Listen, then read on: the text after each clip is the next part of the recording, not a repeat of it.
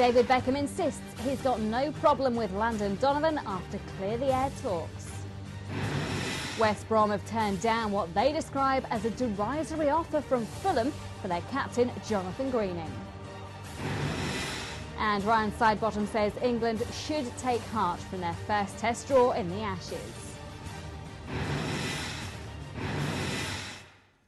But first, Carlos Tevez says the chance to be part of the exciting project at Manchester City was too good to turn down.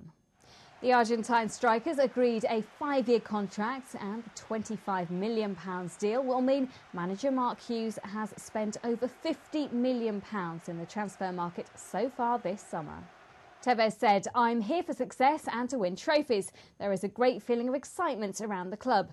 Look at the quality of players who have been signed and the prospect of other top quality players coming too. The owners made it clear to me that they will do everything in their power to make this an extraordinary club to play for. I look forward to being part of that experience." Well, Manchester City will be introducing Tevez this afternoon, and we will of course bring you that in our afternoon report. Now, the world's most expensive player and his new teammates have been training at their pre-season camp in Ireland for next week's friendly against Shamrock Rovers. Real Madrid's record £80 million signing, Cristiano Ronaldo, could make his debut on Monday. Also among the squad for the 9-day training camp is Ronaldo's former Manchester United teammate Ruud van Nistelrooy, who's returned to training following knee surgery. Real Madrid now have a host of players who have played in the Premier League, including former Chelsea players Arjen Robben and Lassana Diarra, as well as former Liverpool keeper Jerzy Dudek. Kaká didn't travel with the team. He's still on holiday and is expected to arrive later in the week.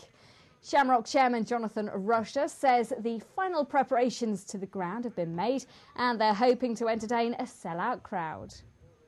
All the tickets have been sold. They were sold within an hour or two. As you can see, the temporary seats are being put in, and the final touches to the ground, downstairs to the dressing rooms, are being done. And as you can see, the pitch is absolutely perfect. So we're ready and waiting.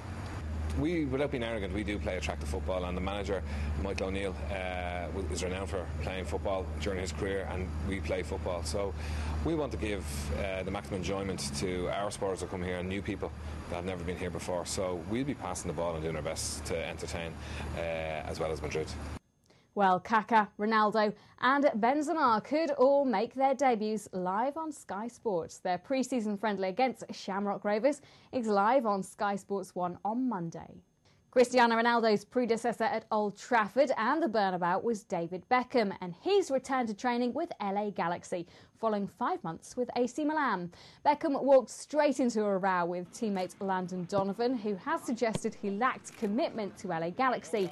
But the pair trained for the first time together following a meeting with manager Bruce Arena, and both say it is all in the past. We spoke, the two of us, and also Bruce, and you know, like I said, it's finished and we move on. How much of a distraction is all of this going to be for the next round? It's not a distraction. It's just part of soccer these days. You know, not just for myself, but you know, it's part of soccer in general. So it's not a distraction at all.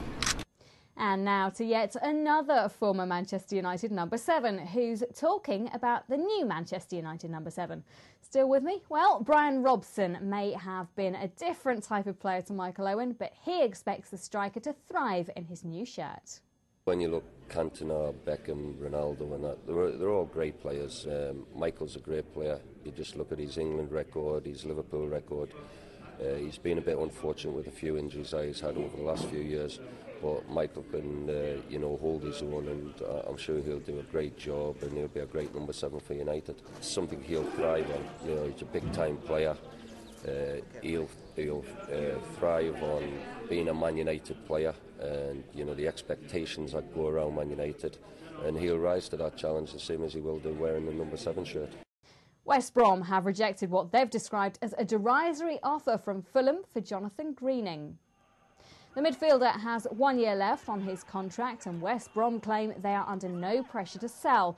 Greening has been offered a new 4-year deal.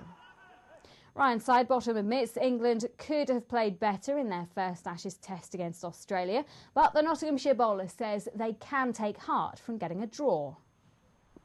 I think as we showed first innings, we maybe didn't score, probably should have scored 550, you know, the stats that all the batsmen got on. They know that, and then bowling wise it was tough, you know, tough wicket to bowl on, didn't really swing around or do anything, it's very slow, and you know, but England bowlers under pressure, so it was a tough, but they're going to be tough test matches, but what you can take from that is the confidence of you got a draw and the guys fought really hard, so you know, it's still 0-0 and roll on the next one. And you can see the second test live from 10 o'clock on Thursday on Sky Sports 1 and HD1. Coming up on Sky Sports today, there's live cricket from Edgbaston as the Warwickshire Bears play the Middlesex Panthers from the Pro 40. Coverage begins at 4:30 on Sky Sports 1 and HD1. And live racing on Sky Sports 2 comes from Southall, Great Yarmouth and Killarney. And as ever, you can keep up to date with all the latest sports stories on Sky Sports News. That's Sky Digital Channel 405.